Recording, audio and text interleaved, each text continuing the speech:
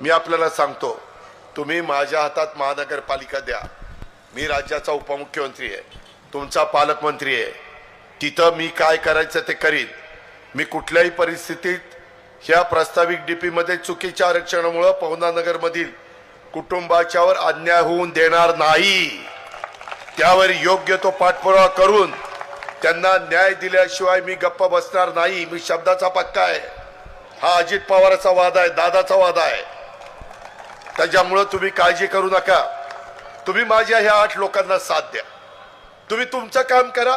पुढे 5 वर्ष मी ह्या महानगरपालिकेला जे कर्जबाजारी केलं ते कर्जातनं बाहेर काढीन, अजून चांगला विकास करून देईन, सेंट्रल कडनं पैसा आणीन, राज्य सरकारकडनं पैसा आणीन, आपला कर रूपाचा पैसा यांची सांगड घालीन, वेळ पडली तर डीपीसी मधनं पैसा देईन।